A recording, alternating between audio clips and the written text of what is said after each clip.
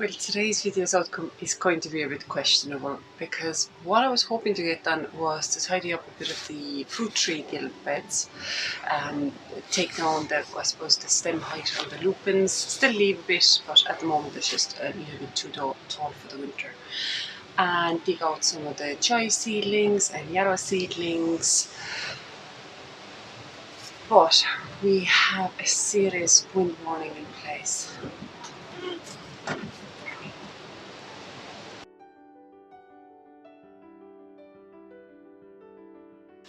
Then I thought I also actually could just plant up some of my narcissus bulbs and tulip bulbs, because originally I had a different plan for them.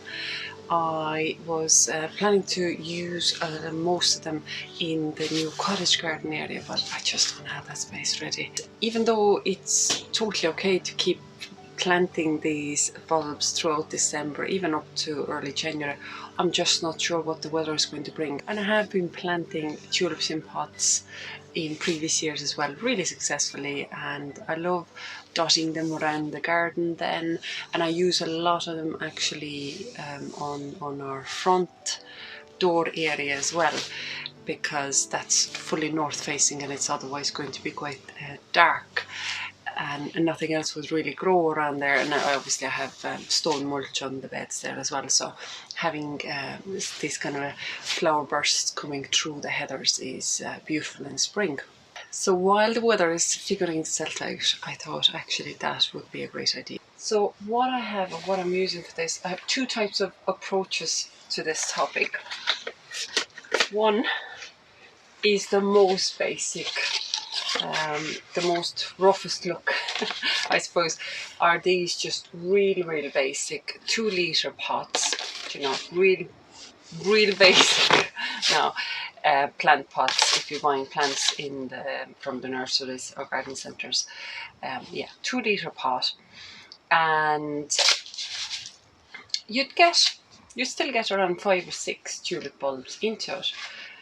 And in previously I actually have been asked the question like, why do I use these pots, that would I not use anything prettier instead? But my reasoning behind it is because these pots are going to be nestled really well amongst the heathers and underneath the heather branchwork, so they will never be visible, but they're at the same time small enough so that I can do that. And so they're going to be camouflaged, they're not going to be physically visible. And why would I waste anything more expensive than? And a second type of pot I use, which I have a few here as well, is this one, which is I suppose about 5-litre size of a pot, and I've been using them successfully like for 2 types of planting. So these are my chili and pepper pots. So once the tulip season is over, I'll get the bulbs out, and then the pepper and chili seedlings would have been able to go into that. So I've been able to rotate these pots really successfully throughout. Now, they're not anything fancy either, but they are definitely prettier look than these guys. But even they have been seen better days, because I suppose they've been painted to grey colour. Originally they would have been black, but again, you don't actually really notice that in the garden. The plants and the flowers inside of them are going to be much prettier looking. So the type of tulips I have to plant would be this kind of a pretty one. A lot of colours seems to be there, but it's a double and it's an earlier variety. Then I do have more pink, because pink is actually a colour that I've always liked to use. So I have this and this guy. They're newer names, I haven't used them before. One is Finola and the other one is Fancy Frills. But I also do use Angelique, which is like a nice parrot style of a pink, very the same, actually looks very similar to Finola type. And I've loved to use them, yeah, as I said before, in the garden. I have tete-a-tete narcissi, which is obviously a small variety, and I have a standard version and then a double flowered version of it as well. And the third pink variety, Angelique, is something that I've kept from the previous season, and I've gone through what I had in the storage. I went through them really thoroughly, taken out anything that had any signs of disease or mold on them. I've even peeled off most of the outer skin of them, which isn't necessary as long as the skin looks healthy, but anything on mine now that had any sign of mold or any kind of disease, or just didn't look nice and crispy, I took that off. And then obviously as well, anything that already had mold in them, anything that insects had been nibbling on, I removed them, and I'm going to dispose of them. I'm not going to put them into compost. They are going to be into the bin, household bin, to be disposed of. And the type of bulb you want to be left with is something that's really firm, solid, not soft, mushy. And obviously in my case now, they've already put tiny little sprouts onto them, which isn't again a necessity, but it just shows obviously there's vigour in it. But when they're inside their skin and you can't see what's underneath them, but they have a little green sprout on them, do still give them a good squeeze to make sure they are firm feeling, because they could be totally hollow inside, because they've used up every bit of that energy they had stored in the bulb into putting on this little bit of growth, and actually they're going to be zero value to you because they're not going to grow. They're just going to rot off. But yeah, so I have all these, and I'm going to put them into the smaller pots as well, because I'm not sure how successful they're going to be, but I still want to grow them on. And especially like these tiny ones I want to give them a chance, and if they grow on and they'll naturalize, then I can perhaps use them next year again. Yeah, I don't know if I can get any work done outside today. And even inside here, it's very noisy. So what I'm thinking of is that I'm going to combine the double earlies, which obviously are like a mix of colourful ones, and I don't know what colours exactly they're going to be. I'm going to put them into these smaller pots that are going to go amongst the heathers for the front of the house, and I'm just going to put some of these double tete-a-tetes with it, so that because it looks like there are yellow tones running through some of these tulips in here, as the pink ones are truly pink and ivories and whites. So I think these will complement each other really well. And because I have less of the tulips, but I have plenty of the narcissus, so I think between them they're going to give me a splash of colour for the spring.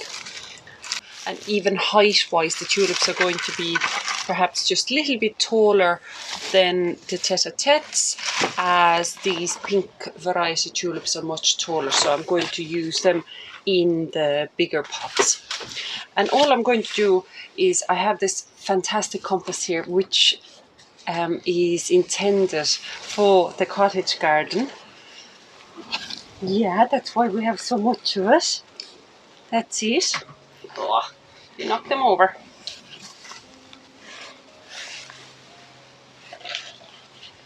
But I'm not going to fill the pots with this compost. I'm just going to use enough for the base of them, and then I'm going to top them up with the spent compost from potatoes, and I'm just going to put a little bit of fish blood and bone to the top surface of the pots then as well, because I want to use up this compost and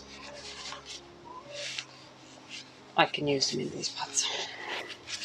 Now there are only 6 tulips in each of these packets, so I'll do 3 and 3. If I do any less, it will be fairly visible.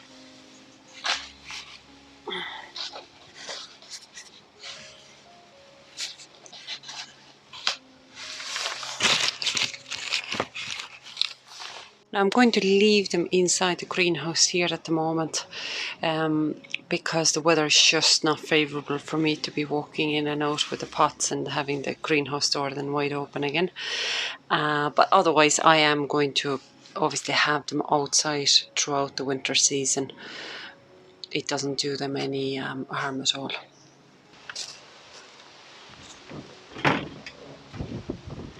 Now I'm going to have to call it a day. Even though it's nice and cozy inside the greenhouse in a way, still listening the sound of the storm force winds battering against it is definitely not pleasant. So I'm going to have to call it a day. It's raining.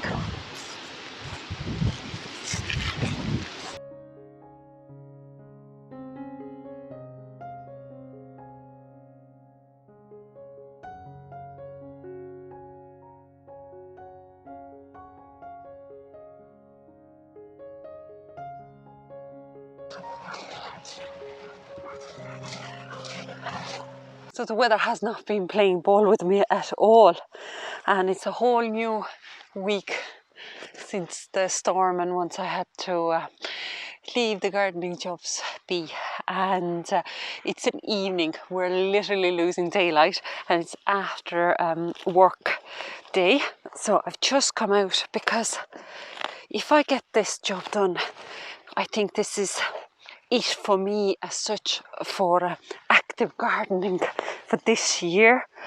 I'm going to take a break because every day now from here till Christmas, up to actually up to New Year is accounted for. And I'm just going to be quite crude about it. I want to get these plants up. So this is the yarrow, and it keeps spreading itself. So won't you like a yarrow plant? And who wouldn't like that lovely umber-like flowers that are so good for pollinators?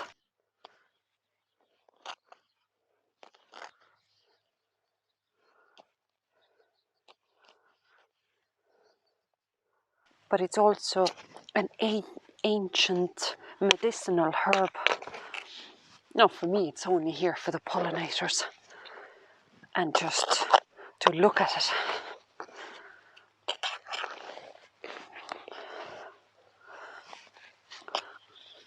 Once this plant settles itself, it spreads quite happily, and it's so easy to divide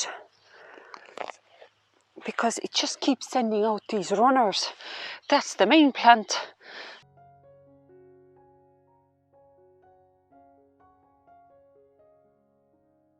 You see how it just has been spreading, and obviously this middle part here I've allowed this to settle as well. So it's getting a really good strong foothold.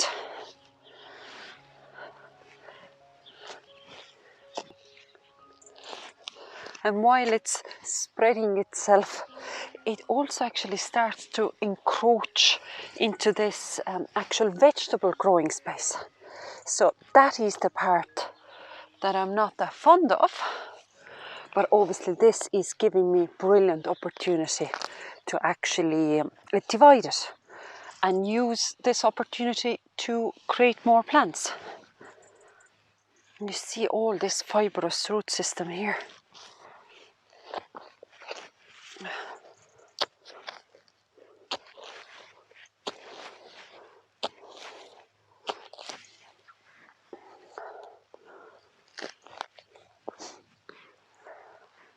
See all the roots spreading under the ground. So it will make no difference me hacking into them, because the parent plant is happy, and there's so many of them in here. So many small seedlings.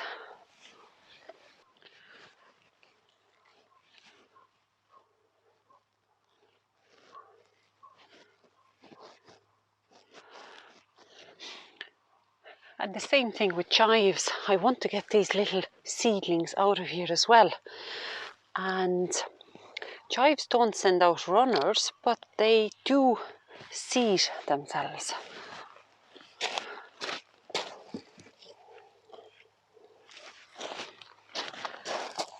So I do want to dig them out. And who would not love this herb? I think the chives actually could be something you could easily just grow even for ornamental purposes. Even though, again, they're a brilliant repellent for some insects or pests in the garden, but they're also a good pollinator friendly plant. But obviously they're a herb, culinary herb, and I find even if you have picky eaters, a little bit of very finely chopped chives make things taste so much better.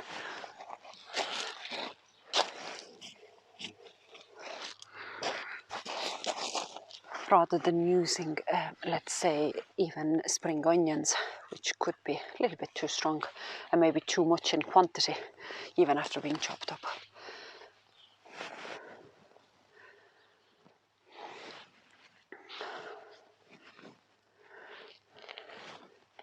And why am I putting myself under all this stress and pressure, trying to get it done so desperately? Is because I would have way more likely chances of the ground being frozen after Christmas than I would have pre-Christmas. And I'll have a bit of travelling to do around Christmas time, and just overall I want to just take a break from gardening overall, but I do want these plants to get settled. And at least now, once I have them out of the ground, I know I didn't get any of the lupins cut back or tidied. That's a very small job, as this sometimes can be a little bit more of a work.